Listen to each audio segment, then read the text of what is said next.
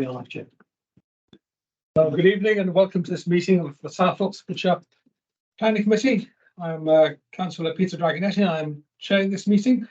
Also here are Adrian Duffield, Head of Planning, and Darius Sarazal, a Democratic Services Officer, who will help us to run the meeting. This meeting is being held at our office in Abbey House, Abingdon.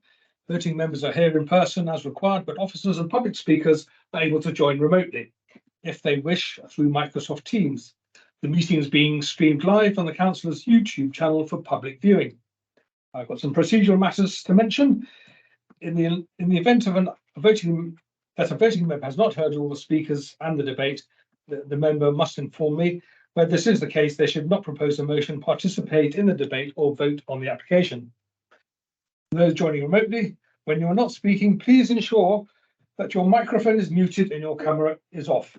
If you share a presentation on the screen, please stop sharing as soon as it is not needed. Public speakers must only have their cameras on and be unmuted when addressing the committee or answering questions of clarification in their designated slots. And if councillors wish to ask a question or participate in the debate, please raise your hands. Housekeeping.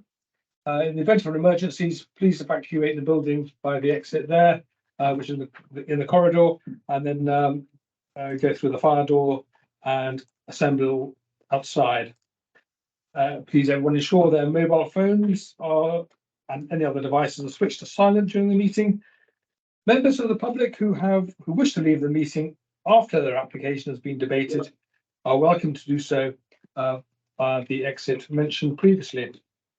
When the meeting's ended, I will ask for confirmation the live stream has ended, and at that point, please leave the virtual meeting if you're online or make your way out of the building. Finally, just to remind everyone, this is a meeting in public and not a public meeting, and members of the public attending in persons and virtually must remember they must not shout out or disrupt the committee's deliberations. Thank you very much. Right, now we move on the agenda. I think we just want to confirm we're not actually streaming tonight. Oh, we're not? Yeah, a little clarification. Unfortunately, we're not broadcasting live, but this meeting will be uploaded afterwards on the YouTube channel. Okay, thank you very much, Darius. Item 2, apologies for absence. Do we have some apologies for absence? We've got David Bretherton. Yeah, thank you, Chair. So apologies for absence was received from Councillors Tim Bearder, Catherine Keats-Rowan, Ken Arlett, Sam Casey-Roro, who was substituted for Councillor Joe Robb, who is running slightly late, and Councillor David Bretherton. Thank you, Chair. Thank you very much.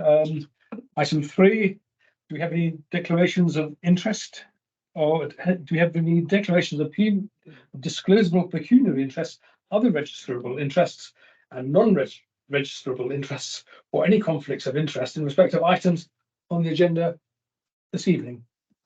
I see none. We move on to item 4, urgent business. Do we have any notification of any matters which should be considered as urgent business? Special circumstances which have made matters urgent and received notification of any applications deferred or withdrawn. No urgent business, Chair. Okay. Thank you very much. We'll move on then to item 5, which is essentially public participation. We will be receiving statements from members of the public that have wished to speak on planning applications which are being presented to this committee meeting. And we'll now move on to our development control applications. The first one of which is item 6, P23 S2058, WizKids Limited, Jefferson Way, Tame, the change of use of an existing building for children's indoor playground to a part retail unit and part children's nursery. And the officer, Davina, are you available to take us through this application? Thank you, Chair. Tonight I am Davina. Oh, sorry.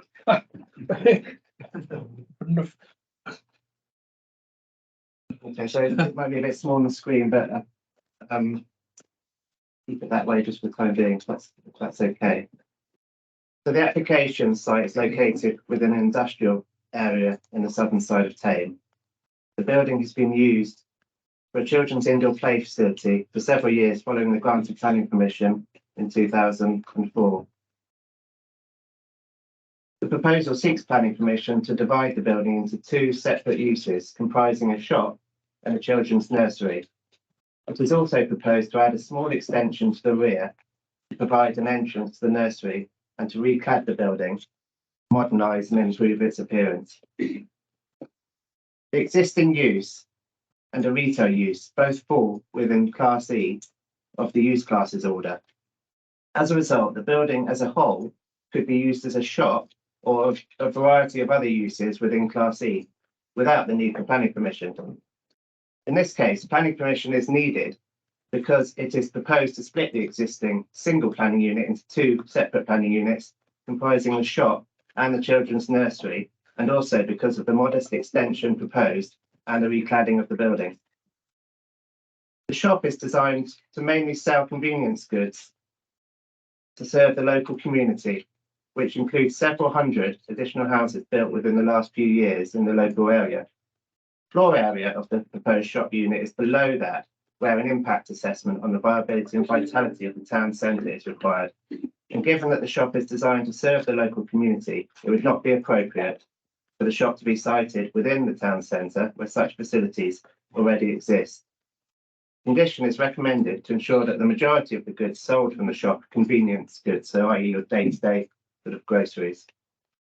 The Highway Authority are satisfied with the parking and access arrangements for the proposal, and overall, officers consider that the proposal would provide two facilities of considerable benefit to the local community, whilst also improving the visual appearance of the site.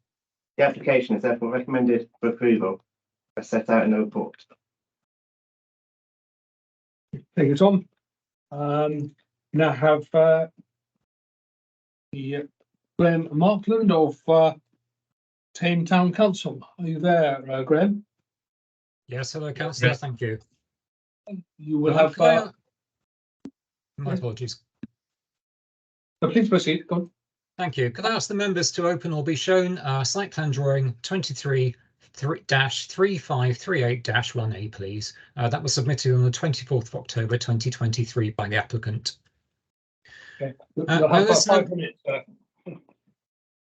This is an amended plan. It shows on the northern or the right-hand side of the building part of the site as an outside play area, which has been introduced to enable the building to be used as a nursery. Outdoor play space being a requirement at Ofsted, the need for this space will not go away. It's been stated by that the Highways Authority would not object to the proposed car parking arrangements. However, this statement by Highways was made prior to the submission of the revised site plan, which proposed removing 6 parking spaces in order to provide safe outdoor space for the children. That's an 18% reduction in spaces across the scheme that hasn't been before the County Highways team. And therefore, we believe the development risks being contrary to local plan policy TH1, Trans 5, and Tame Neighbourhood Plan Policy GA6. I'll give you a little moment there to look at the right-hand side at the top of the screen, more or less. Now, Town Council feels this is very important as a former iteration of this committee permitted a gymnasium to open a few doors down, 3A Wenman Road, against Highways and District Council officer advice. The inevitable overspill parking goes immediately to the adjacent housing areas, not these surrounding estate roads, and the resulting noise and blocked access caused to local residents lasts well until and well after 10 p.m. 5 days a week, and well into the evenings at weekends.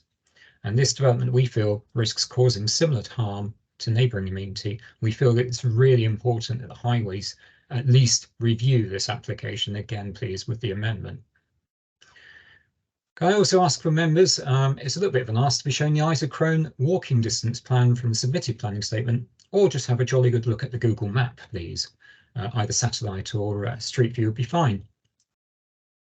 The applicant submitted some isochrones demonstrating that they have a large catchment, in their opinion, of locally immediate residents who'll be able to benefit from this local shop, as they're calling it.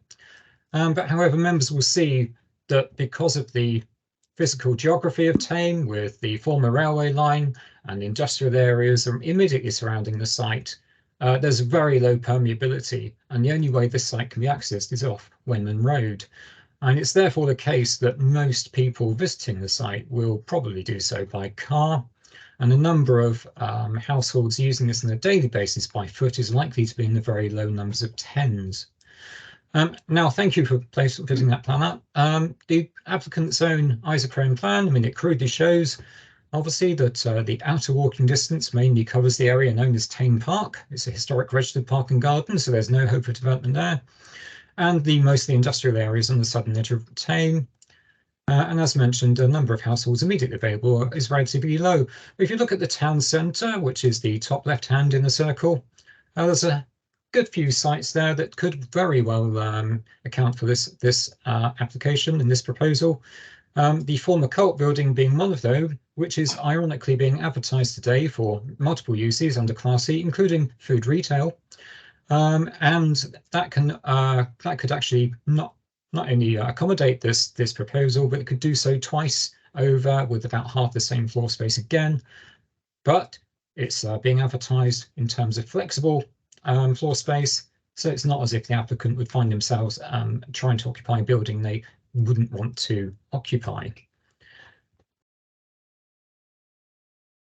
We think this demonstrates that the application and the applicant has failed the sequential test. Although it's noted that this application would be able to be permissible under permitted development rules.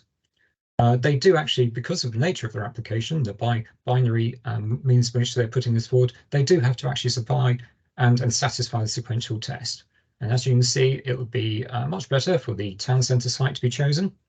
It's far superior to their own site, and this is really a case of just opportunity, basically meeting a foreseen need. Should the District Council choose to support this application this evening, we feel a condition must address the hours of operation in order to ensure the amenity of neighbouring residential uses. You have 30 seconds. Thank you very much. Clarification is also needed to ensure which site and parking plan would be approved through the officer's conditions. Thank you. Thank you very much, Mr. Markland. Do we have any questions for Mr. Markland? I see none, so thank you very much.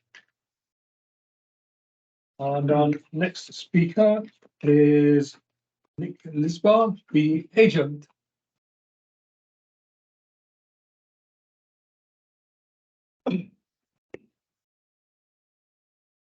You have 5 minutes.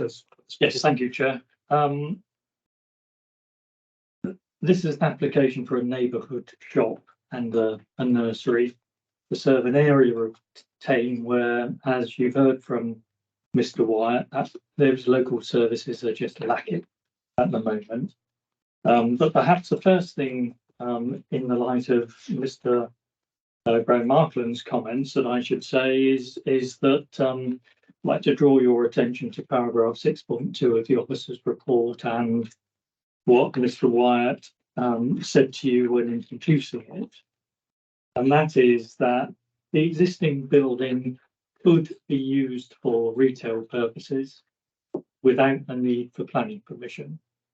What this particular scheme does is it seeks to divide the building to provide an additional local service, local facility, which is lacking in the neighbourhood, as well as providing a much smaller convenience store for day-to-day needs of people living locally, to be able to access and to be able to walk to the premises. There's it's a fairly well-known standard that people tend to walk if they've got local shops which are close to them and within about 800 metres of them. And that's the basis of the application, to have a small retail store, not convert the whole of the building, which we would be able to do without planning permission, but to improve the building significantly as well. At the moment, I don't know if you know the building, but it's very poor appearance. And what's proposed is new shop front at the front of it, extension at the rear, and a complete recladding in order to make it look very similar to some of the other buildings that are on the estate. In relation to the local neighbourhood and the isochrones, which you would have seen displayed on the board. We've had a look at the neighbourhood area, and we think that there's something in the region of about 1,000 houses existing and proposed within that area that would be able to make access to this particular small convenience store. And if the council, for example, was planning a new neighbourhood, what they would seek to do is to make sure that there were those sorts of facilities that were available for that level of development, including the employment uses which are nearby as well. And if I could just quote something from the Levelling Up secretary who spoke yesterday, and I'm sure that his comments will come up on a number of occasions. One thing that he said when giving his speech was that an even bigger objection to new development than the absence of beauty is the lack of new infrastructure.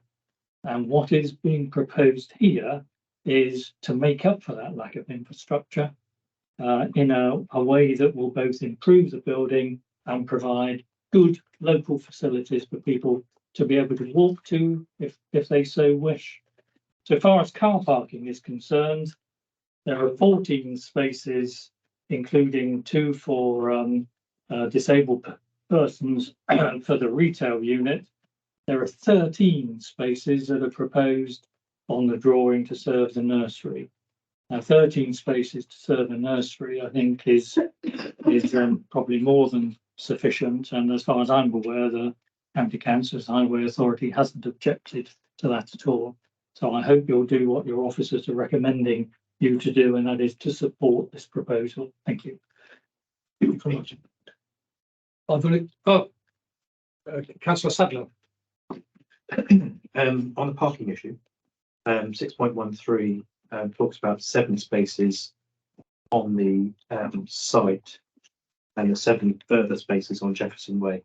Could you just go through those numbers of spaces you had again? Was that street parking or? No, on the plan, I don't know whether Mr. Wyatt is I'm not able clear to on that put it either. up. That's why I asked, because it says 7 and 7 there. So Are you able to put the yeah.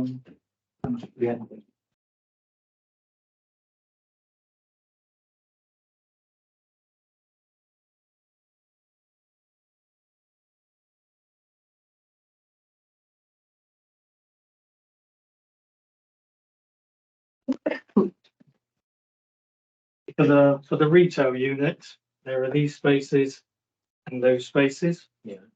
There are 14 in total. For the nursery, there are these spaces, other space there, and the spaces off the road in front of the building there. So 13 for the nursery, 14 for the retail. So only 14 actually for the retail. Yeah. Okay. Thank you. Councillor Morgan Creed. Just so, when are there currently hours set for the nursery in terms of opening times? Do we know? No. No, you don't. Is that's they haven't been set or they're not specified? Well, there's not an occupier yet Okay. for the nursery. And So- the nursery will be regulated. Yeah. In any event. And yeah, I mean, its opening hours, I suspect, will be the same as any other nursery. So that means probably that the parking spaces for the retail unit would increase at night. Would that be fair to say? There's a possibility of that if people are worried about parking. Yeah, I guess that's a possibility, obviously, if the spaces aren't taken up. But as I said, one of the benefits we think of this particular scheme is people will be able to walk there and cycle there as well as driving their car there. And in terms of the council's issue to do with noise and disturbance, do you have a view on that? Well, you've got business units nearby. The closest residential unit is across the Across road, the road, and that yeah. is a fair distance away from this building for there to be any real nuisance caused by noise, I would have thought. Okay, thank you. Councillor James Rory. So you said 14 car parking spaces. Is that staff car parking as well? Or is there nothing allocated?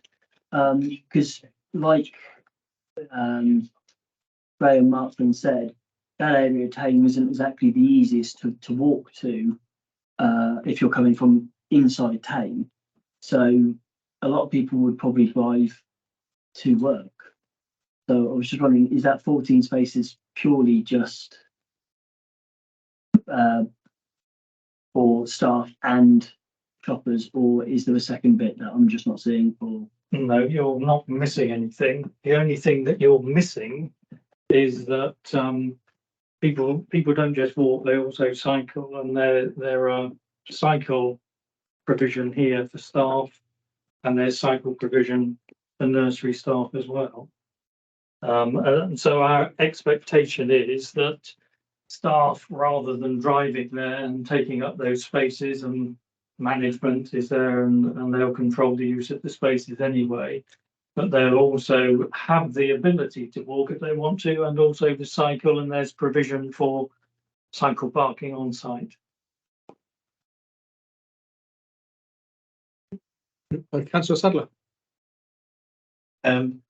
There's most of the comments on the application actually look favourable. But there's one or two, and I just made a couple of points. One was about trolley parking. One was about opening hours, and there was parking in terms of disturbance for the people across the way in Wenman Road. So could you just answer those points? I mean, opening hours. Do we know what the opening hours of the shop are? Supermarkets these days can be open for very long periods, can't they? Even 24 hours sometimes. I think that's mostly the large supermarkets, so they're open 24 hours. Oh, well, rather than some of the smaller ones. Well, no, Metro stores sometimes are open very long hours as well. Is it a Metro type of store? There's not an occupier of the property, of the premises yet. So I can't tell you what their opening hours are likely to be. But as I said earlier, the building itself is not that close to the housing which is opposite. The housing opposite is some distance away. And I think there's service roads and grass before you get back to. Yes, I know it well. Yeah, before you get back to the house. But I think they were concerned about this opening hours. Yes, I'm sure that they may be concerned about it, but the question is whether or not that's a reasonable concern to have in relation to the distance that there is from this building to their residences, and the fact that there's Wenman Road in between it where there'll be cars driving along it. There's another cycleway, as you say, and other service roads nearby as well. So I don't think that that's a reasonable objection to it. Okay. Thank you. I see no further questions, so thank you very much, sir. Thank you. Now go back to. I think the ward member might be. So, Oh, sorry. Councillor Peter. Oh, right, yes. Would Yes. you like to, board member, would like to speak? Board? Oh, hi there. No, not on this one. That's okay. Thank you. Okay, thank you very much. So in that case, we'll go to questions of the officer. Councillor Sadler.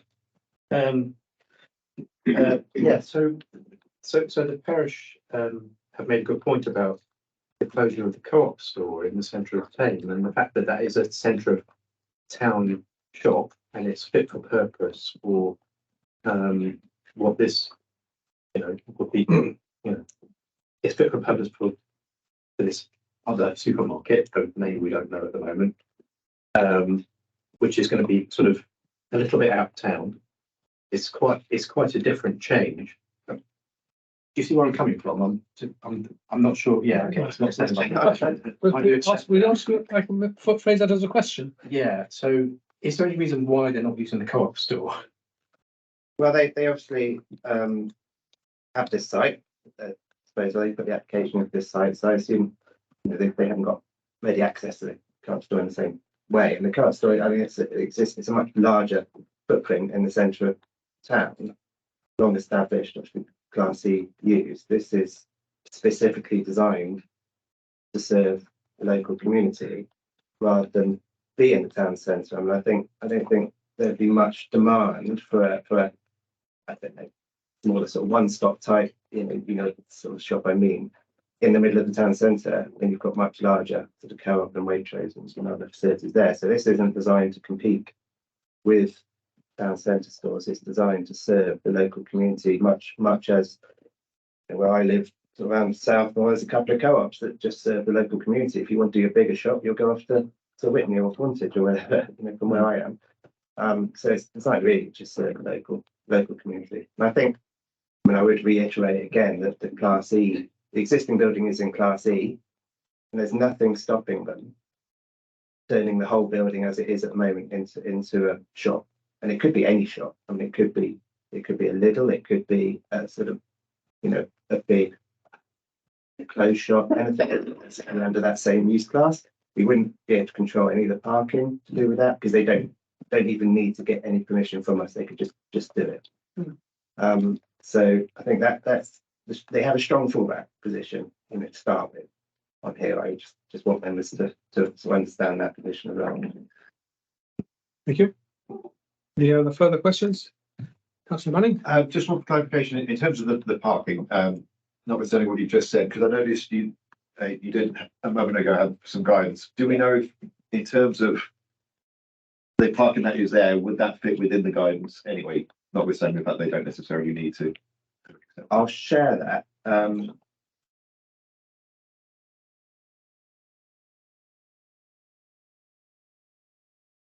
find it. It's just the case of whether I can share the right screen.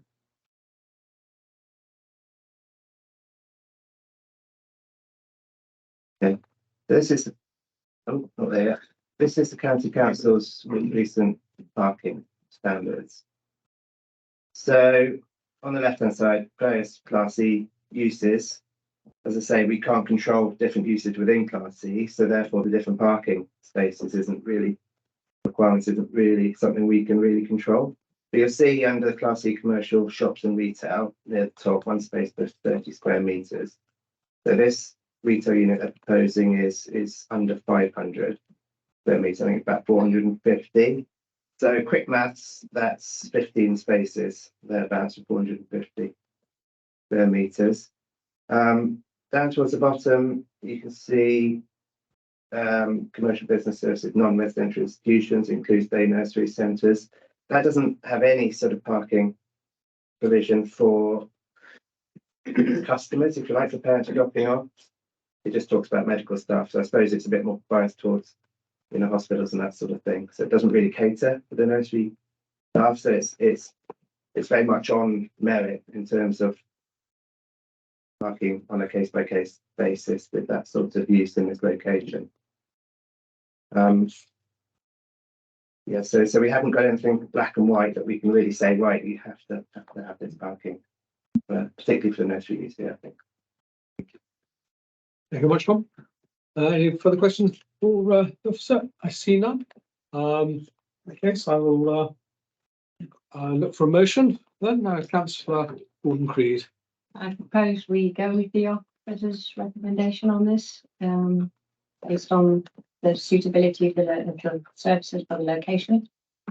I know the area well. I know it's needed there, and I think it's a good application. Thank you very much. So do I have a seconder for this? Councillor Manning, would you like to speak now, or do you want to reserve your right to speak later? My right, thank you. Okay, so I'm opening the motion for debate then. The motion is to approve this application.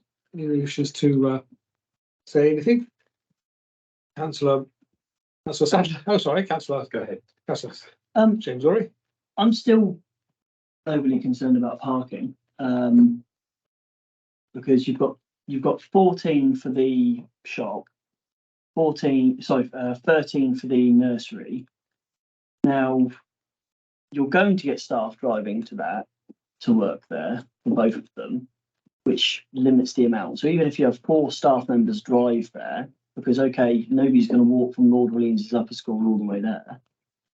So say you've got 4 people, that reduces it by 10, which means that the other businesses, because there are quite a few other businesses around there, like Screwfix, I'm not overly concerned that they're going to walk across the road and park in the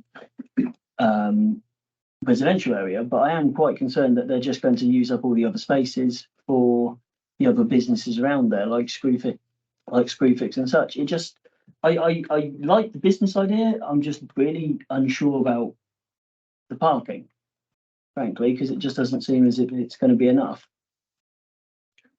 Very much. I just, Chair, can I just address that, because it's not, Sorry. yeah, Sorry. doesn't matter. I'll come back. We'll come back up to this. You've got So, some. Councillor Sadler. I'm slightly dubious about the whole application. I don't know why there's a need for a shop there. It's currently industrial park, Screwfix, as Sam mentioned, is there. So what you've got is businesses operating in sort of office hours type arrangements. So if you're a resident of that area, then that's what you're living next door to. And suddenly they're proposing a shop which could be open at any time. And I take the point that it's got the it's got the Class E, so it can take. I do take that point, and I realise they can just do it. It's just I'm not sure why they want our approval to do it then. Because there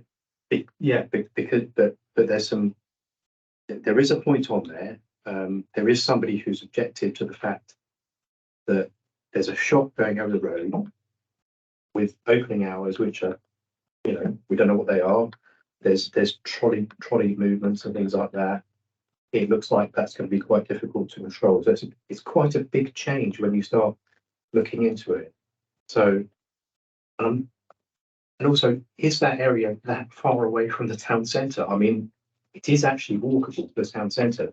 It's really not that big, Dane. So, the idea that it's servicing something that isn't already there is kind of, I mean, where I live, there is no shops like you. So, you have to go elsewhere for them.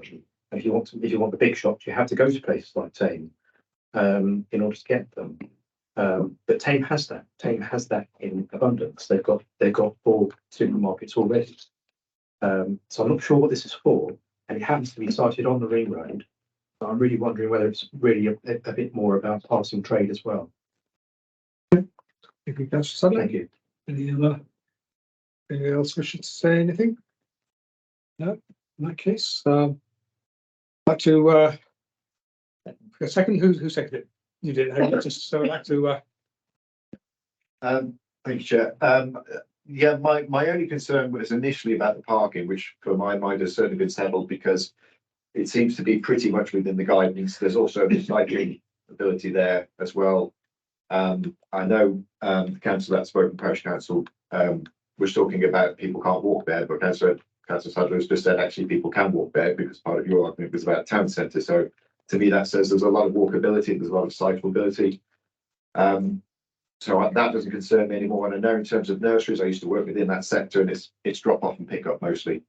So it's very sporadic. And there was suggestion that those spaces could be used if need be out of hours for the supermarket as well. Several hundred houses already built in that area, so the area is expanding, and I think the need for a small convenience store like that seems perfectly reasonable. And as has been raised, they could make a much bigger one without even asking us. So this seems quite reasonable to have that plus childcare facility, which would be very useful for all those families that have moved into the area. So it seems very solid to me, particularly with the conditions that I think have addressed a number of the concerns that have been raised. Thank you, Councillor Manning. Councillor Borden-Krieg, would like to sum up? Yes, I agree with Councillor Manning. The location is absolutely convenient for the considerable number of residents that surround. It's not just industrial and business. And I think it's more of a shopping basket than a shopping trolley kind of scenario. So I really don't think the trolley thing is going to be an issue, because they're not going to be doing a trolley shop. Basically, it's a convenience store. Also, walking from where those residents, especially the ones on the furthest away, walking into town and carrying your shopping back is a pain in the ass. It's not an easy walkable thing. So having a convenience store there, I think, will be very beneficial to the community. We have a tremendous shortage of nursery facilities in our local areas. So I think it's a really well thought out and good application. All the conditions to do with lighting schemes and electric chargers and all of that have all been met. I think the parking issue will be okay. As a frequent user of Screwfix, I've never had an issue parking there. There's never I've never needed to park anywhere else. I think there's plenty of. I really think this is going to be fine for the community. That's it. Okay, I've all agreed in that case. I will go to a vote now. The motion is on the table is to approve the application based on the officer's recommendation. All those in favour? 4. Those against? Right, in that case, the motion is passed and the application is approved. Thank you very much. We now go to the next item on the agenda, which is Section 7. E23 S2689, 10-acre farm, New Inn Road, Becklin. Agricultural barn. We've all read the officer's report, but Bowers is here to tell us all about it. Thank you, Chair. Let's first begin by highlighting some corrections to the report for you this evening. Firstly, at paragraph 6.3, reference is made to hay being derived from the application site, whereas it should refer to hay being brought in from other sites. Secondly, at paragraph 6.14, where reference is made to grain, it should refer to hay. In addition, following the release of the revised NPPF yesterday, references to paragraphs at 6.7 report should now read 143, 152, 153, and 154. The application of the four members this evening is the recommendation from your officers to grant planning permission conflicts with the views of the parish council, who recommend the application is refused. The application seeks planning permission for the erection of an agricultural building, the storage of hay and equipment, both for the use on the land and also for the applicant's son, who is an agricultural contractor for several larger farms in the locality. The site is located in the Greenbelt. New buildings for agriculture are one of the exceptions to building in the Greenbelt, and consequently the proposal is not an inappropriate form of development. As such, it is not harmful to the Greenbelt. The building will be used for agricultural purposes, and the condition is proposed to limit its use solely to agricultural purposes. It is located on agricultural land, next to an established and far larger agricultural building, which will limit its visual impact on the wider landscape. The officers consider the proposal to be compliant with the relevant development plan policies and is therefore recommended for approval. Thank you. Thank you very much. Now turn to Jeanette Camswalsh, who's speaking on behalf of Beckley and Stillwood Parish Council. You can turn your camera on now, Councillor Camswalsh. You ready?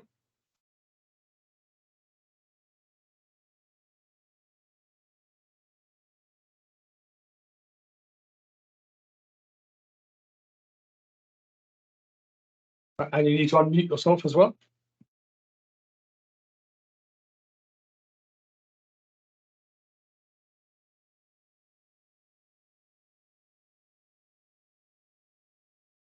Sorry, Jeanette Camswalsh, are you there?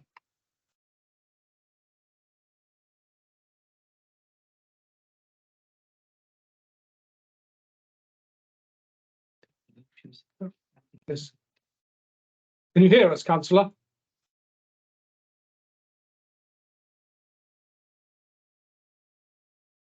Maybe come back. Can you come back? We've got the agent. Yes. Councillor councillors, we're going to turn to the agent now, as we can't hear you. So, yeah, okay. Councillor Jones, hello. Right, are you ready? Yeah, Hear and see you. So you'll have 5 minutes. thank you, Chair, and thank you for the opportunity to discuss this application with you at committee this evening.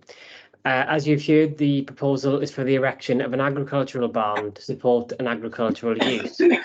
For context, the wider site comprises of 4 buildings located adjacent to the New Inn Road to the east. These buildings are subject to an extant planning permission for a dwelling house. To the west of the site, further agricultural buildings are located under a separate ownership, owned by a neighbouring farmer. The proposed barn is located in the agricultural field between these two elements, being located on the boundary to the east, adjacent to the existing agricultural built form in a different ownership. Firstly, comments have been made with regard to whether it is the true intention of the applicant to utilise the site for agriculture. I can confirm on behalf of the applicant that they have been a farmer for over 15 years, and the further points that have been raised by officers as part of their presentation this evening. The applicant and their son work for farmers and in the surrounding area as well, and utilise their land for the storage of machinery and hay to assist with this practice. A farmer is somebody who is engaged in agriculture. They do not have to own the farm themselves, live on the farm, or have grazing animals. The applicant is most certainly a farmer and utilises the land for agriculture. Therefore, it is his intention to remain to use the site in this way going forward. I asked the committee to look at the support comments raised by Mr. Dennis Ward, in which Mr. Ward confirms that the applicant has undertaken agricultural work at his farm. This is further evidence of agricultural practice being undertaken on the site. In addition to this, as can be seen by photographs on the site, it is currently occupied by agricultural hay and other associated paraphernalia. It is clear the site is being used in the manner described. The location of the proposed barn is in close proximity to neighbouring agricultural buildings. Comments have been raised, as mentioned previously, with regard to the future intentions of the site. Any future application would be assessed at the time. Similarly, this application should be addressed on its own individual merits and in line with the clearer intention of the applicant in relation to the agricultural use. Comments have been raised as to why the property is required. The existing buildings on the site are small buildings which cannot safely store a tractor and other pieces of machinery overnight that are required for the agricultural operation. The applicant has had a tractor stolen from them in the past year due to inadequate storage sort of space on the site.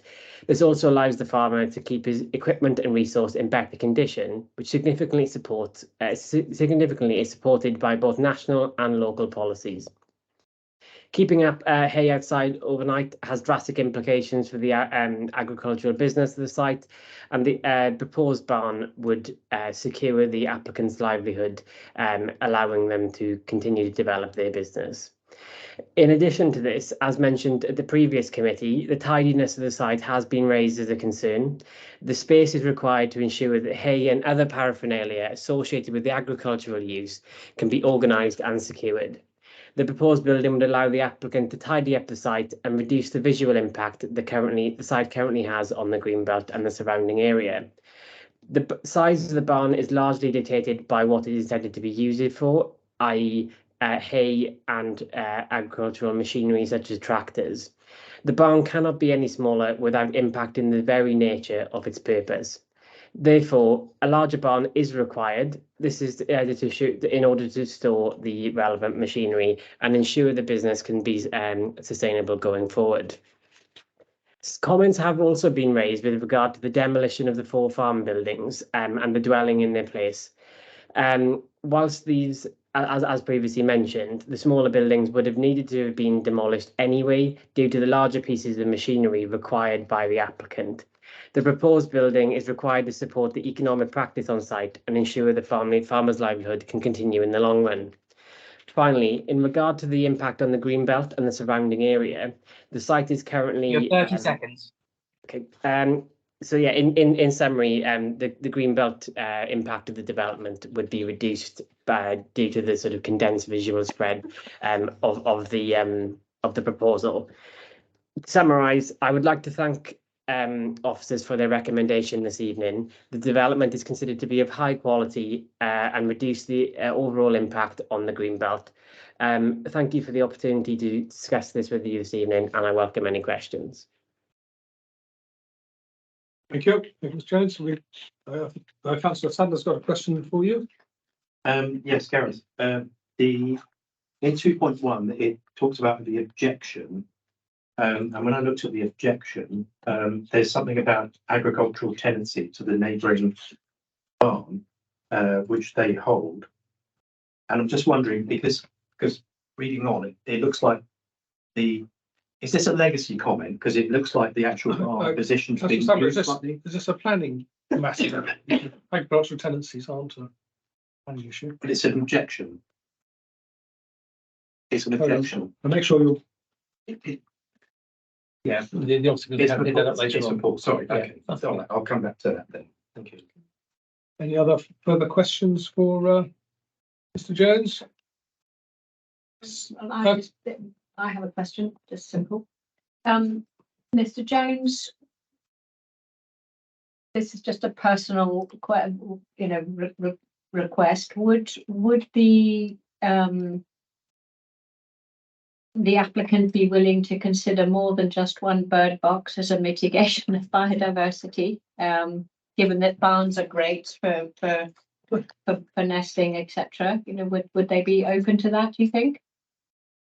That would certainly be something that we can discuss with the applicant, and if the committee decide to go with the officer's recommendation this evening, subject to responsibility to permission to discuss with the applicant with regard to this condition, and that's certainly something that we can discuss. Thank you very much. See no further questions for Mr. Jones, so thank you for your time this evening. And do we have Councillor Walsh yet back? I sent her another message, but she hasn't appeared to rejoin the call. I think she dropped out just before her speech. Okay. I'm sorry. Okay, so then we'll. I think we've got our ward councillor Simberda. You do indeed. Hello, team. Apologies, I can't be there this evening. I'm babysitting for a 6-year-old whose mother's at work still. So we've been to this before, this site where you might remember the house was a little bit too big and the parish objected, but we approved that on that occasion. And now we're talking about a barn at the same site. It's an area I know well. I've delivered lots of leaflets up and down that road many times. Just to clarify, the neighbouring farmer, Chris Plumpton, he originally objected because of the siting of the barn. He said very clearly, I hereby agree that the new barn location, and I am happy to withdraw my previous objection. So there's no objection from those in the immediate vicinity to this application. Parish say it's not appropriate to build another barn as the applicant has already knocked down 4 barns.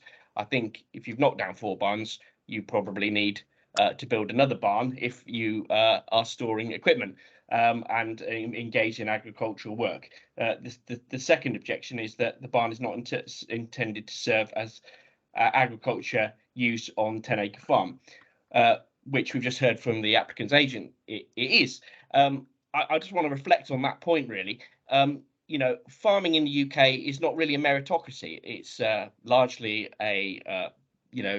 an activity you can engage in if you happen to inherit large swathes of land. Those people who do act as tenant farmers, it's not an easy life, and they perform a really important function. He was, as I understand, active on some land near Oxford, and Oxford City removed that right because they wanted to use the land for development, and that this barn was situated there. So it's moving a barn that was already in Greenbelt land to another bit of Greenbelt land. So in a way, it's no net loss of of greenbelt land. The loss of greenbelt land came from Oxford City, who are removing greenbelt land to build houses on. So essentially, I'd like to thank Paul Bowers, who I think has done a very good job here. This is an important part of important building that will allow this farm operative to continue doing his work to the best of his abilities. As we've heard, he's had a very expensive tractor stolen already this year.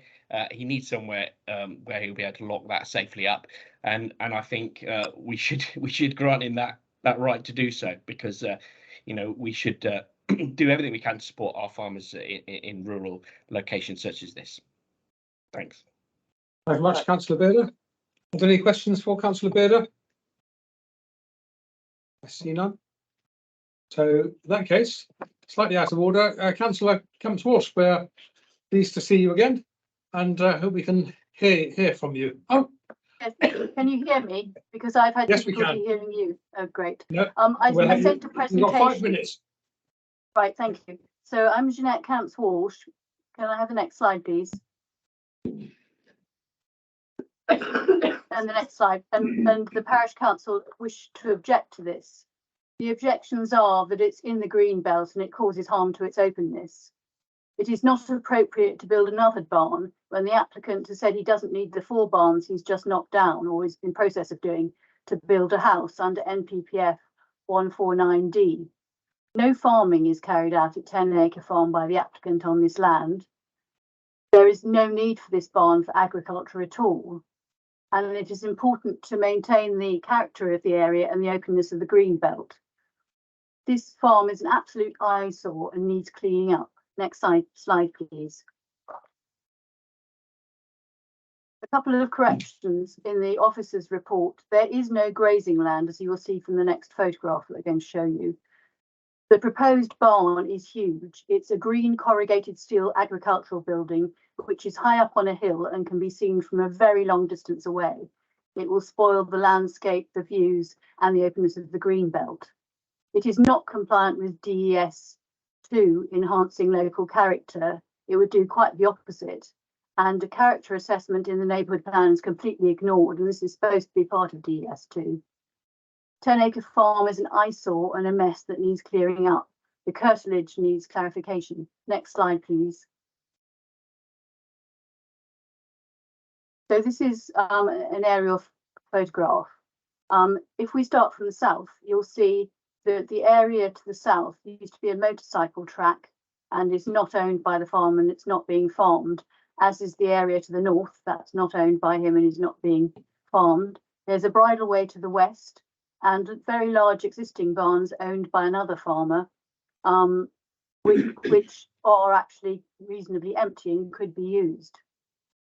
There isn't any grazing. I mean, you can see it's just, there isn't any grass there. It's just rather a messy land.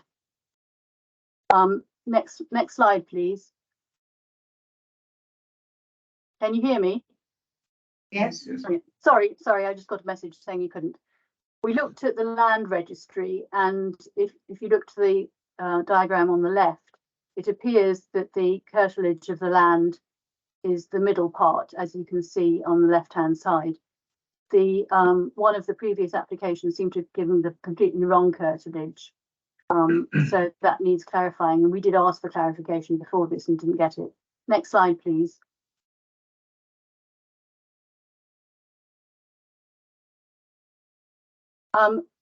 The pictures that you've seen don't really give a clear idea of what a complete mess and eyesore this is. These are pictures taken a few weeks ago for the other planning application for this site. And this is a view from the south, from the bridleway. Next slide, please. And again from the bridleway from the west. Next slide, please. These are the barns owned by the next door neighbour, which have plenty of space in them and could be used if they came to some arrangement. Next slide, please. This is the entrance on the east side from New Inn Road. Next slide, please. And this is from the southeast. So you can see the thing is a complete mess. Next slide, please. So our objections are it's in the green belt and will cause harm to it and its openness. He's knocking down 4 barns to build a house. So why does he want to build another one if he doesn't need the 4 barns? No farming is carried out at 10 Acre Farm. It's not actually really a farm by this applicant on this land. There is no need for this barn, and we query what the future use is for the barn. The barn is very large and very high and can be seen from a considerable distance, spoiling the landscape and views. It's not You have 30 compliant with seconds. PES2. So please refuse this. If you go next slide, please. If you do grant planning permission, please consider these conditions. Remove permissive development rights, reduce the size and confine it to agriculture, and make sure the mess and eyesore is cleared up. Thanks very much, and I apologise for all the fun I've had with Teams this evening. Thank you very much, Councillor, and glad to be able to hear from you. Are there any questions? Sir James Laurie. Just for clarification, the barns that you showed that were owned by the neighbour, were they the barns being demolished? No, the barns that are being demolished were in the northeastern corner. You could just see them; they were quite small.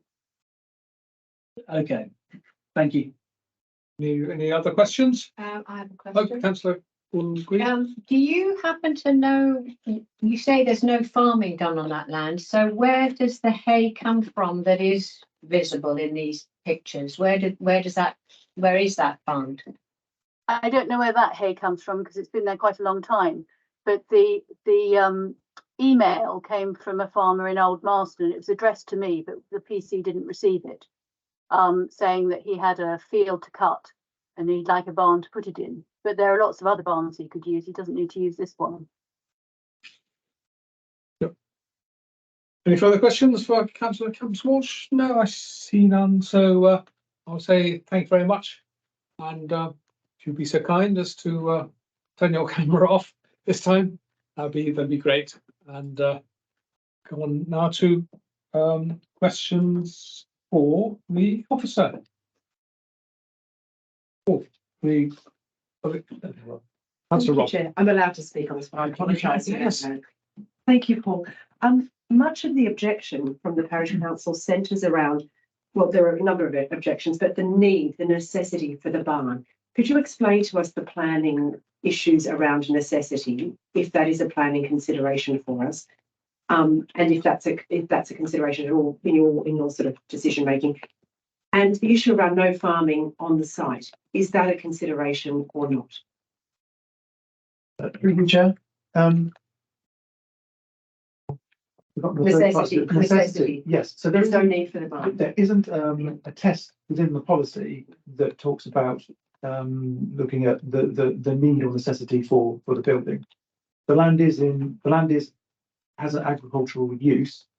You've heard different views this evening from the applicant and the parish as to what activities take place or do not take place there. This will is intended to support both use on the land, but also the applicant's son as a contractor who assists in farming of locality. So it is for an agricultural use in the broadest sense. In addition to wanting to use the land itself for agricultural purposes,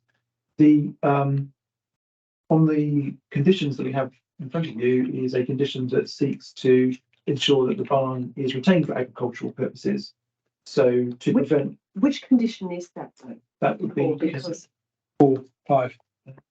Agricultural use. That's it. Yeah. Yeah. That Fine. Yeah. Thank you. So it will seek to ensure that the building is specifically limited solely to agricultural purposes, in connection with the application, in connection with the details as set out in the application.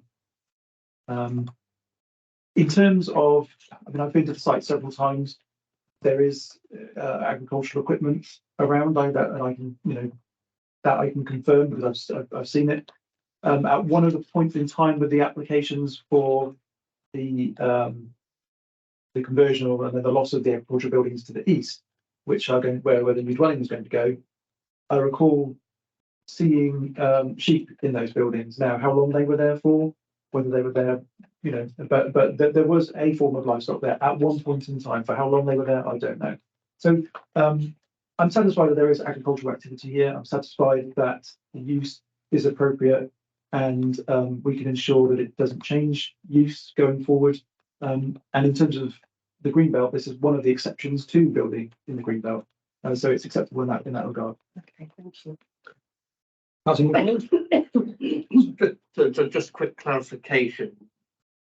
There's these three barns that are being knocked down, but this barn, it needs to be of a certain size and probably type for storage of the hay and security of the machinery, which is the important thing, which the parish council were alluding to other existing barns being used, but I can see myself that security of machinery could be difficult as those ones. So that's it. The barn has to be a certain size for storage of the hay or whatever else they would store there, and obviously security of machinery. Am I right? That's correct. And the buildings that are being demolished to create the dwelling were very small. They were not of the size that would accommodate the hay and the equipment. So That's not in front of me at the moment, Yeah, so yeah. I'm not. So whilst that has been granted, this isn't a substitute for those Yeah. buildings. Those buildings didn't offer the same provision that this will. This is a new provision. for it. Yeah. Okay. Councillor Sadler, I think. The parish makes a very good point about the eyesore that this creates. I mean, it seems to me, although they're objecting about the barn, they're also objecting about the general sort of state of the place. Is there anything that can be done within that to, you know, not a planning consideration? No, everyone's right to live in a mess. Well, I don't think so. I mean, through you, Chair, the introduction of this building will, by default, to some degree, tidy up the site because it will put the equipment off the land. But in terms of the agricultural use of the land, that comes with the nature of it. There will always be an element of equipment or outside storage that is going to take place through its use for agriculture. Okay, thank you. Yeah, Councillor Gordon Green. Just in addition to that point, is there not any way to mitigate the parish's request in terms of levelling the land as part of the conditions to restore? We're not allowed to do that. Not related to the. No, okay. So Manny. Just very quick clarification, just to address the point that the parish council made about the curtilage issue. Can I just ask, first of all, if there's any clarification around this seeming misdemeanor, and secondly, does that have any bearing on this application? Which is Through you, Chair. So the issue of curtilage, as I understand it, there has been on a number of the drawings that have been submitted, they annotate the site plan, edging the application site in red, and they've also indicate in blue their extent of their ownership, and that has changed to varying degrees. They don't have to show that blue edge land, and that there has been a change in that. I don't know why that blue edge has changed, but it isn't particularly relevant to the development that is before us this evening. Thank you Very much. I see no further questions for the officer. So I will ask for a motion. Councillor MacDonald. I'm going to go with officer recommendation on this, but in terms of bird boxes, can the number be optimised on that? Good point. Through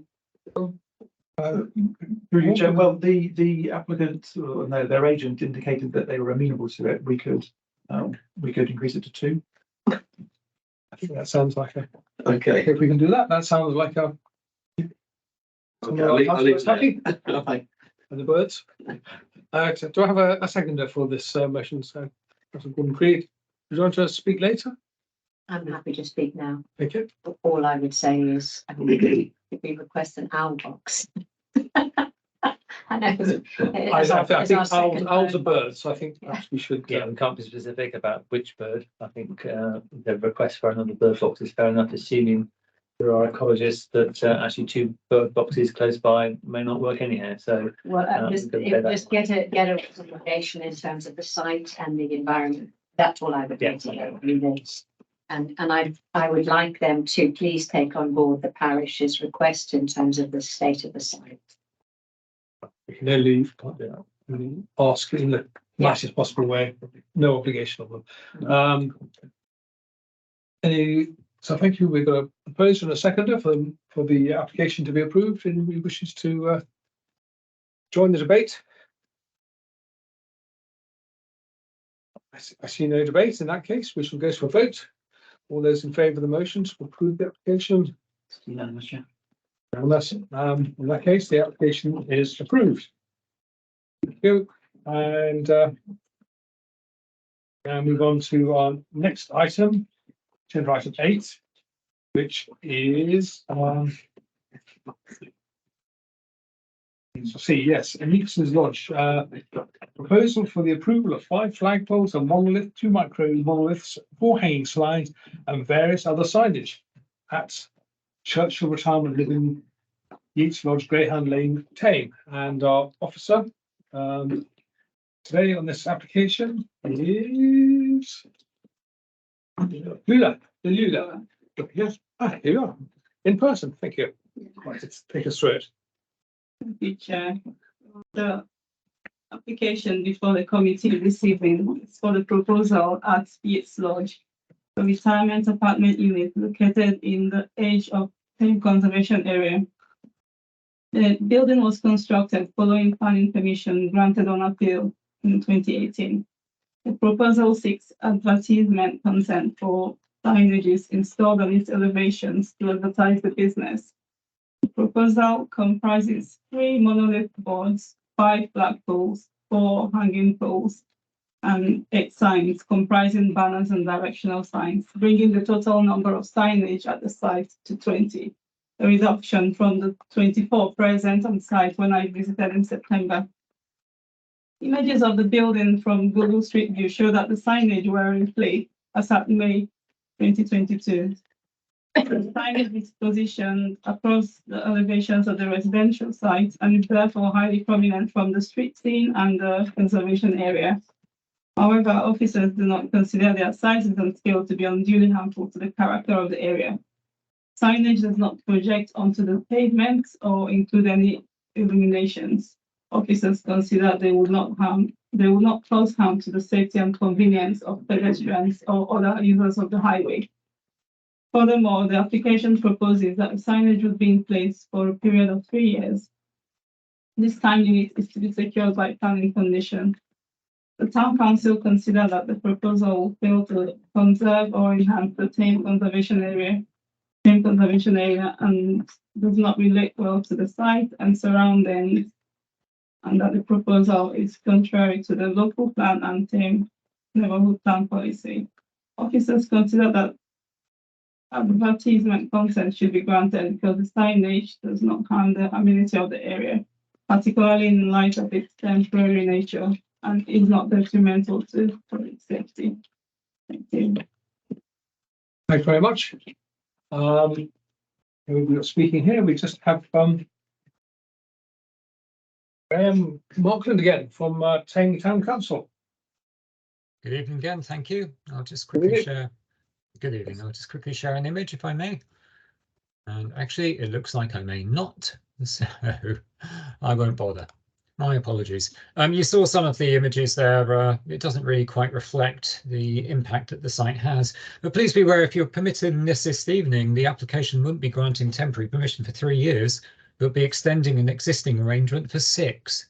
This is because some 5 flag and their poles, 5 separate hanging pole signs, 5 billboard signs, 8 banner signs, and 3 signs indicating where the building's reception suite is, have blighted the key gateway into Tame for almost 3 years now. And without the benefit of planning permission, the only reason the application is in front of you this evening is because we called for enforcement action. The homes on the site are only available and only marketed towards retirees. Now, given the applicant has already enjoyed almost 3 years of extensive unsightly advertising with our main Tame conservation area, the Town Council believes they've had sufficient time to attract the very occasional individual who might just come across this site by chance. It's beyond reason in this day and age to expect that anyone looking for such a specific home wouldn't undertake an internet search or contact the company directly or go to an estate agent rather than just blunder around in the hope of coming across a retirement home. And the multitude of signs just doesn't serve a purpose 3 years on, and it really wouldn't be reasonable to expect us to be able to have to suffer these signage for the next 3 years too. The harm to the Tame Conservation Area is obvious, and the Town Council receives ongoing complaints from residents and visitors about the signage. And we believe it's clearly contrary to both Local Plan Policy NB6 and Tame Neighbourhood Plan ESDQ 16. We'd also request, though, that should permission be granted this evening, we draw members' attention to the fact that while the maximum height of each sign and flagpole is shown, the area of each sign is not. Given the applicant hasn't acted responsibly up to date, the Town Council believes that such a detail shouldn't be left to their discretion. Thank you. Thank you very much. We got any questions for Mr. Markland? Councillor Roth. Thank you, Chair. Thanks, Mr. Markland. Just to clarify the final point you made regarding the size of the signage, could you repeat that for us, please, and specify what it is you'd like to see? Yeah, certainly. If this was a permitted development sign, you have a very specific area defining that. We note that the height of each flagpole and the maximum height above the datum of each of the banner signs, for example, has been shown, but not their area. And so we're rather concerned that you could, the applicant could effectively, for example, replace 8 banner signs with the 4 they're proposing, but make them much longer. It's as simple as that. And as I say, we don't feel we can trust them because we regrettably found out they didn't have permission for this signage. And so if it's only appropriate, we should limit the area of these signs if this application is permitted. So it could be signs no larger than those currently in situ, for example. I think that would be reasonable, yes. Although obviously we're not condoning the existing arrangement. Yeah. Okay, thank you very much. Thank you. Further questions for Mr. Markland? No, I see none. So thank you very much. I don't even have any other speakers, do we? Oh, Paul. Peter Paul, thank you. You're here as a ward member. Hello, good evening, everyone. I'll just make a few remarks, if I may. But yes, as Graham pointed out just now, this isn't something new. This has been in place for at least 3 years already, with very large hoardings while construction was taking place, and then all the kind of flags and banners that you've seen on the photos since construction was finished, which I think is some 3 years ago now. So a combined period of well beyond 3 years. And as stated, this is a conservation area, the centre of Tame. I certainly don't, in general, have an objection to developers advertising the fact that there are buildings in progress, people can come and browse and buy and so on. We all see that on sites that are under construction all the time. But to have that in place on a site that was finished 3 years ago and then to be asked to allow it for another 3 years is very, very unusual. And I think, it gives a dangerous precedent to conservation areas across South Oxfordshire if we were to say that this is acceptable. And as noted, permission was never sought in the first place. It's not helpful to the people who have already moved in to this development and are living there now for 3 years or so to have all these flags and banners all around the property. And it's also not pleasant for the people of Tame who visit this area very regularly. It's right in the centre of Tame, and there's a lot of footfall. In terms of what obviously the developers are aiming to achieve by selling the properties, I absolutely sympathise with that. But I think, as Graham pointed out, it's obviously not working, this method of advertising, or anything that it could have achieved, it has already achieved. We're not helping the developer in any way by giving them permission to do this for another 3 years. They should be looking at other methods of marketing rather than this. The same developer I know I've seen in other towns, they do have large banners along dual carriageways and things like that. But, this isn't that kind of site. This isn't on the edge of town with a main road going past. This is right in the centre, and it's simply not appropriate. In terms of my understanding of what's the current state is of the development, that it consists roughly of 40 apartments, is my understanding, of which maybe 25 or so are sold and occupied, or sold and in the process of being occupied. So we are down to the last 15 or so, is my understanding. Happy to be corrected if anyone has better information on that. And so, to say for another 3 years just wouldn't be right. Thank you very much. We've got a question, so Councillor MacDonald. A quick question. So another 3 years is the point. The fact that they've already been up for 3 years. If the time was reduced, if we're permitted to do that, if time was reduced to just a further year, is that more satisfactory in terms of the residents and the townsfolk? I'm not sure that would be appropriate, but obviously the shorter the better if you're minded to approve. But yeah, I think it's reached the point now where, it's not helping the developer, and it's, not very nice for the residents who have been there for some considerable time and feel that they're still living in something that's being built when in fact it was finished 3 years ago. Yeah, Councillor Gordon Treat. Councillor Barker, I ask this several times a week. I just wondered whether if we were minded to pass this, because it just seems like overkill, and I wonder whether, allowing a few of the banners to stay in the welcome to our suite and come in and have a look, but take out all the monoliths and the flags and everything that is normally there while it's being built, take all of that away. Would that be acceptable, do you think, to the residents? Would that be a mitigation that would work? Yes, absolutely, and maybe it's more a question for the planning officer. My understanding is that they can do that kind of thing anyway. What they're asking for permission to do is all the extra stuff. Yeah. Any other further questions? I've got one for you, Mr. Pupil. Are you surprised that this this development is not fully occupied, as we told there's a huge demand for retirement properties in South Oxfordshire?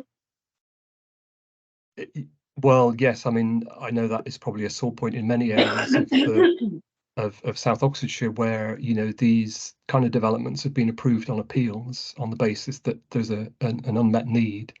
But, reality shows that need doesn't seem to exist at the same level that was claimed.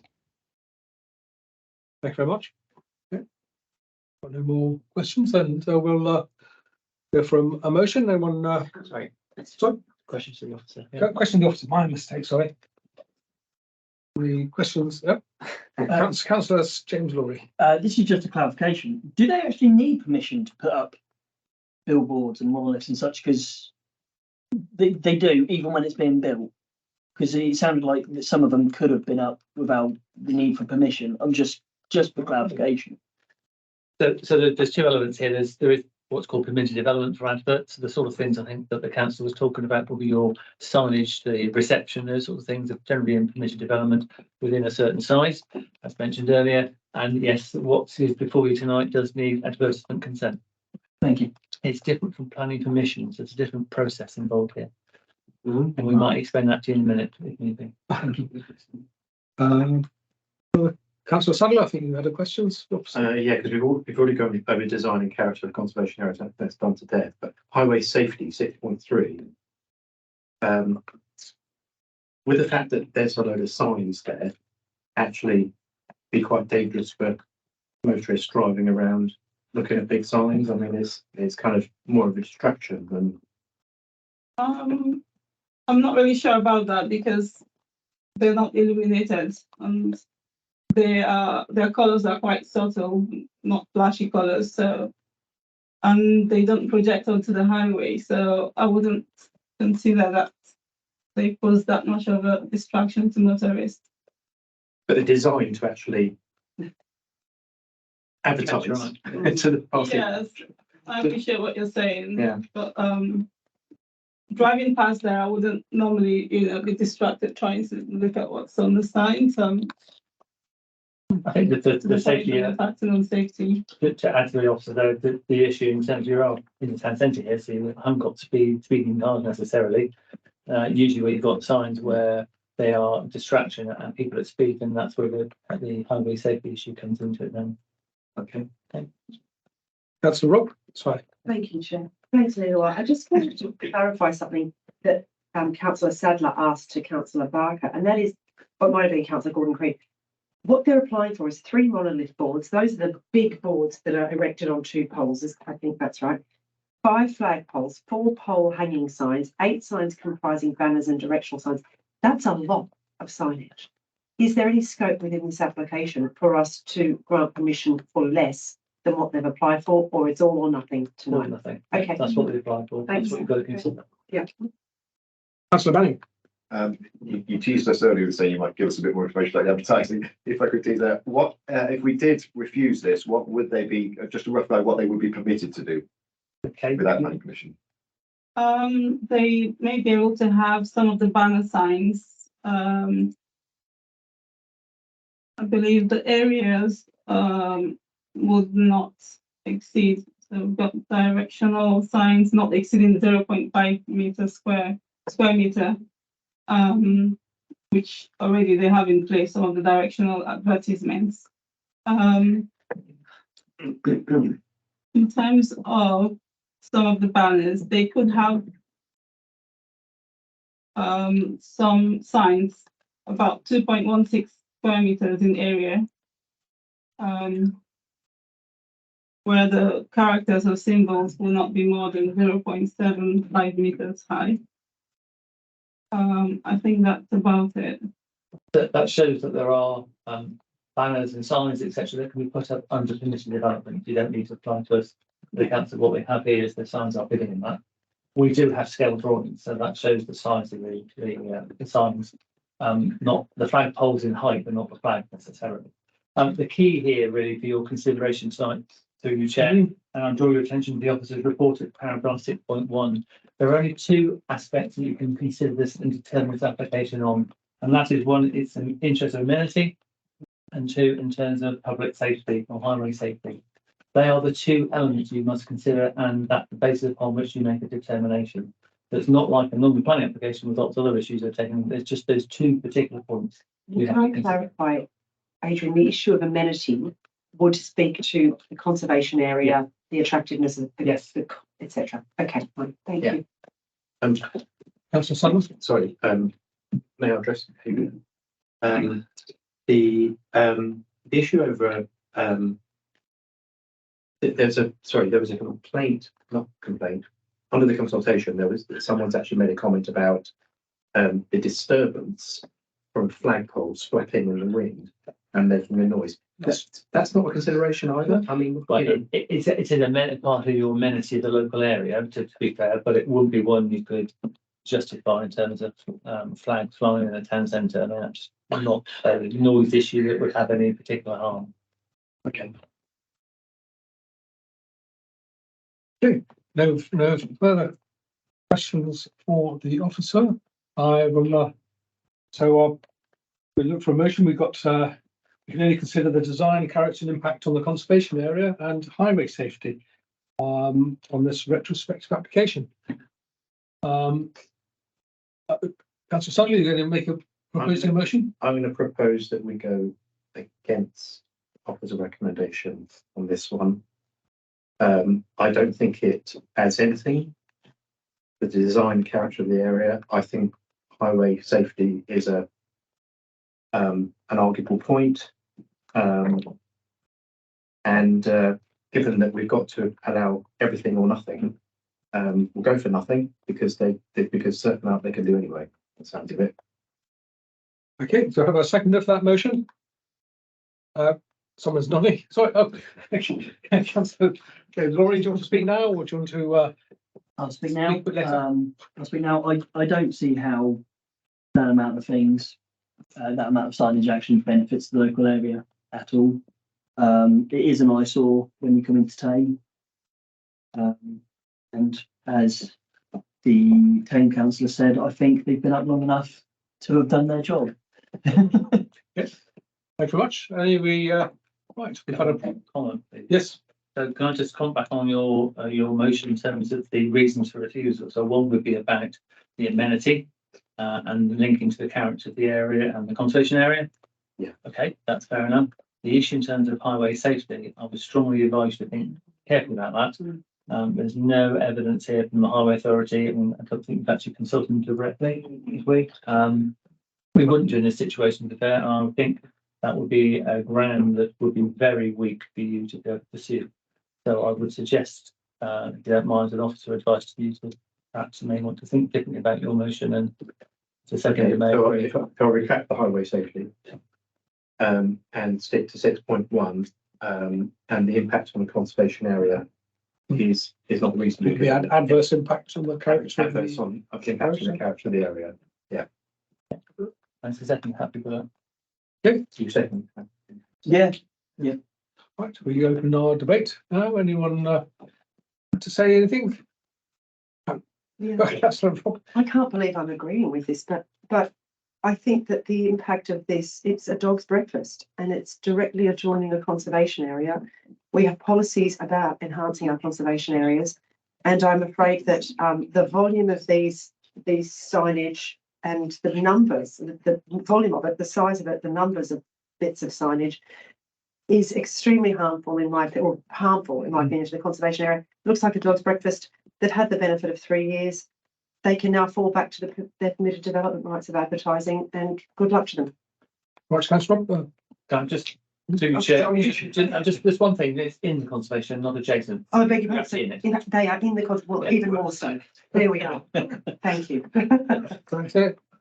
Councillor Roberts pretty much said what I was going to say. I was minded to approve initially because I thought there's an element of, well, they have to be able to advertise, but the fact it's already been there 3 years and we were looking to say you could have 3 years. I think that's why I agree with this motion that they've had 3 years and time to take it down. Councillor Manning, anyone else want to say anything?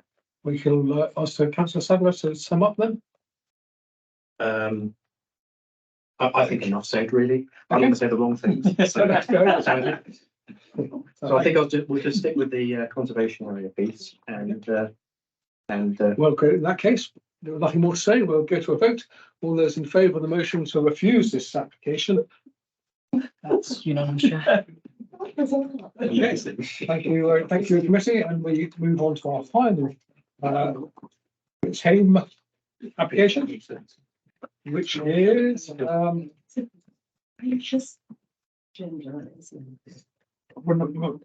respect of 4 Sycamore Drive, Tame, park garage conversion, single-storey front extension, single-storey rear extension, formation of new roof, etc. And Victoria Clark is going to tell us all about it. Thank you, Victoria.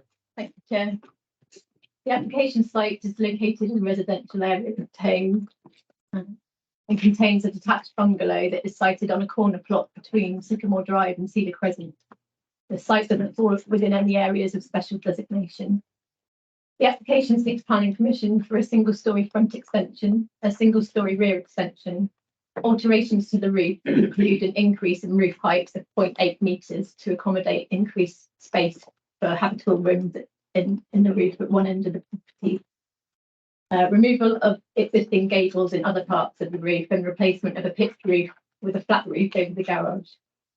They also propose the use of render and timber cladding on the external walls and conversion of half of the double garage to living accommodation and subdivision of part of the dwelling to use it as an annex. Officers consider the increased roof height would be acceptable and the proposed gable and other alterations would be proportionate to the dwelling and would be in keeping with its character and that of the surrounding area, where there are some other examples of 2-storey dwellings as well as bungalows. Officers do not consider that the proposed materials would be harmful to the character of the area.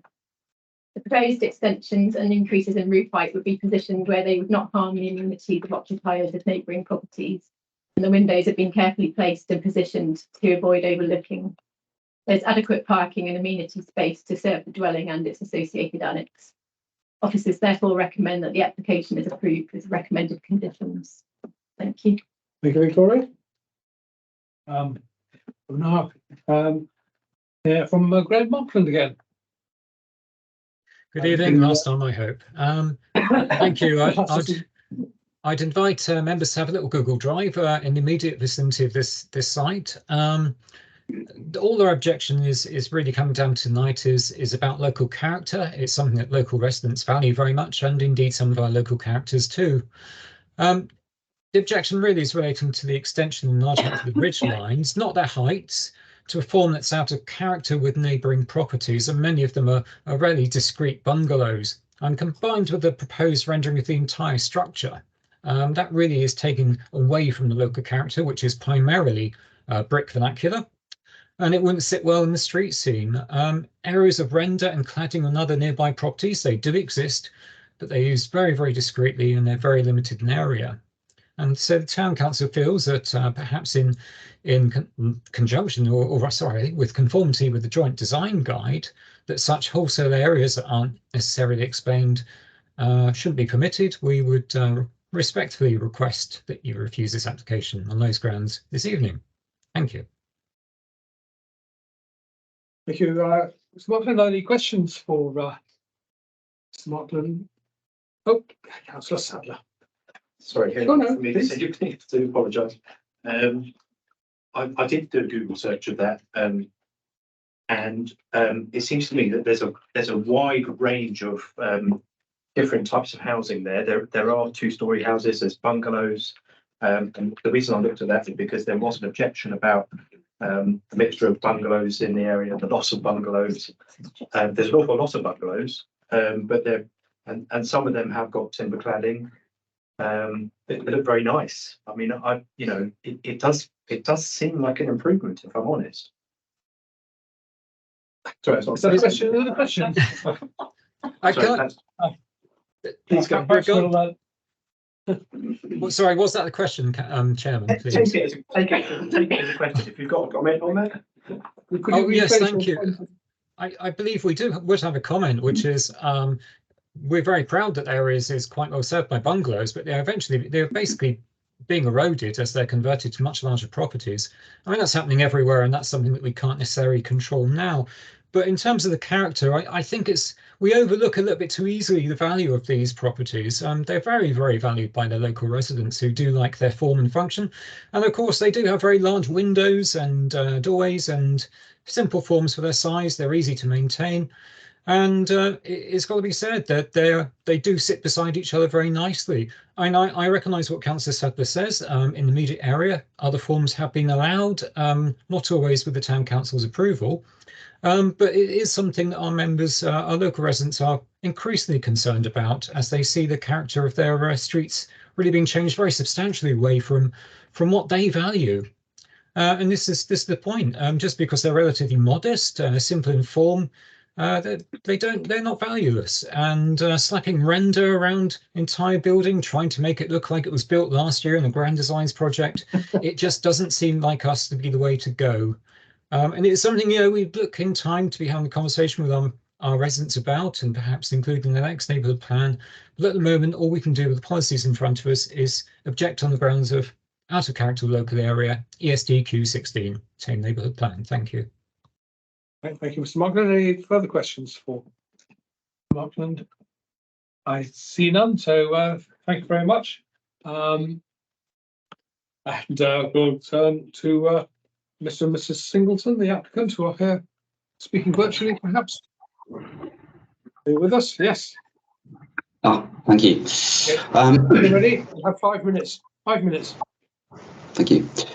So the proposal that we have submitted has been designed to address 3 key objectives. Provide accommodation in the form of an annex for my parents, improve the visual appearance and the fabric of the property. It's been poorly renovated and maintained over a long period, and reduce the building's environmental impact. Having studied the estate's original drawings and alterations of this and other properties, it's obvious that it has undergone some unique changes. We believe these changes detract from the original building design and have resulted in a jumbled facade with mismatched brickwork and relatively complex roof structure that have both been poorly detailed and resulted in roof leaks. The proposals of the proposals see the roof structure greatly simplified by reducing it to a single gable that is in proportion to the building and incorporates a porch. In addition, the pitched roof on the garage has been replaced with a flat run. Both this porch detail and that flat roof echo the building's original design, While the gable is larger than the original and therefore has increased ridgeline, it's situated as far from the neighbouring properties as possible. The new simplified roof structure will enable us to increase the insulation, allow for uninterrupted areas with which to accommodate some solar panels. The external finishes of redwood and timber cladding, we've chosen to allow external insulation of the building, thus increasing its thermal properties, and are used on a number of other houses and bungalows on the estate. These range from the fully renovated properties, for example, 4 Hawthorne Avenue, to those that have only just been granted planning petition, such as 17 Sycamore Drive, which is directly opposite. The property's environmental impact will be reduced through a combination of increased wall and roof insulation, high performance windows, and replacement of existing heating systems with heat pumps and underfloor heating and solar panels. Okay, thank you for your time. Any questions? Thank you much, Mr. Yep. Any questions from Mr. Singleton? Question. Mr. Singleton, the issue with the objections from the town council seem to be as much to do with the render as anything else in terms of character. So can you speak to me about the decision making around that, please? Yeah, so there are quite a lot of bungalows and other houses on the estate that are already either partly or fully rendered. And part of what we were looking to do was increase the insulation properties of the whole building. There are areas of it that really aren't good at the moment. So adding external insulation, which would be rendered, is part of the reason for doing that. Thank you much. Okay, no more further questions for you, Mr. Singleton. So thank you very much. Yeah, thank you. Ward member. We have a ward member. I don't wish to speak to this one. Thank you, Chair. Okay, thank you very much. So then we can go to questions for the officer. Any questions for Victoria? Very quick one, Victoria. I just wanted to ask about the flat roof on the garage. I know that in our design guide we resist flat roofs, so although there are some flat roofs, yeah, I just wondered about that. I think because it's such a small part of the property and it's not something we consider unusual having a flat roof on a garage, and it's set back as well. I think it's harmful to the character here, and it reduces the impact of the neighbour in terms of built form near the boundary as well. Okay, it's like benefit. Good question for you, Victoria. The rendering, does in a normal course of events, does that require planning permission if you have a brick? It does. If there's no render on the existing property at all, then if you're changing the material, external materials, then it wouldn't be permitted development into planning permission. Thank you very much. I learned something. Any other further? Councillor Sally. Sorry, Councillor Rob just mentioned about the flat roof, but of course that's the annex, so it's actually likely to be occupied for quite a lot of the time. They sort of separated that out. I mean, there's going to be bedroom spaces for, I think we mentioned the parents. So is that a consideration when, I mean, you said, oh, it's a flat roof, but it is a garage, but it's partly going to be residential now. Right, but the use of it, I think, isn't really a concern. It's more about the visual appearance of the whole building, and it's a small section of the building to the side. It's set back behind the main frontage. I don't think it has a harmful impact.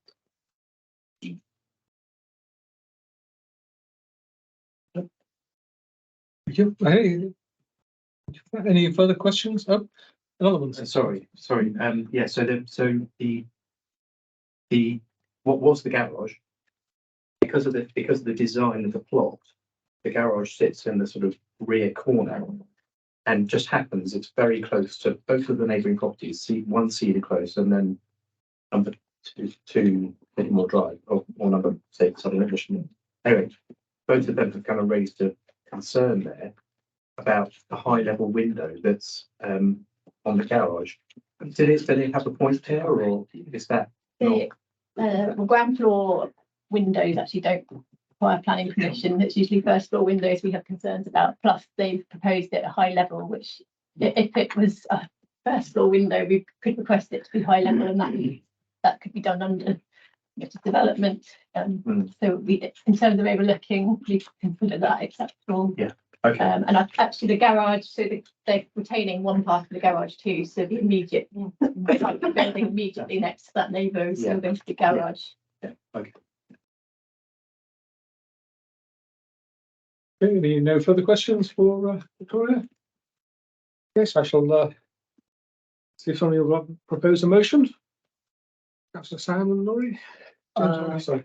I would like to propose a motion to go with the officer's recommendation. The town councillors worry that it won't be a bungalow is actually wrong, because even with a story, it's still a bungalow. So the characteristics there continue to stay the same. It seems like a lovely proposal. There doesn't seem to be any issue with it. And it's for a man and his family. So, yes. Do I have a seconder? Councillor MacDonald, I'll let you have this one. Okay, now I think it does suit well within its environment. It's not unneighbourly. Changing the bird box and changing the EV charging point, but they're not there in front of us, so we can't consider it. And making best use of the building, I think is always a good thing, provided it doesn't affect the local community. So I'm happy to second it. Thanks much. Okay, can I have any wishes to join the debate? Councillor Sadler. Yeah, just to say, the 10 councillors' point is noted, because I think he's made a very valid point there about the design of that area. It's when you do that street view search, it is quite nice how that's all laid out, and I can see why they're so interested in protecting that. 60s build with large windows and things. It has its appeal, definitely. But on reflection, I think the modernisation is not a bad thing, and I think actually you've almost got a right to turn a bungalow into a 2-story anyway. It seems to me. Well, but that's not what they're doing here. This is a chalet bungalow, effectively, isn't it? So it's not even the case anyway. Thank you very much. Anybody else wish to speak on this? I don't see any, so we'll go straight to a vote then. All those in favour of the recommendations wishing to approve? That's unanimous, Chair. That's unanimous. Oh, okay, that's our last item on the agenda. And thank you all very much. And we'll close the meeting. End the broadcast.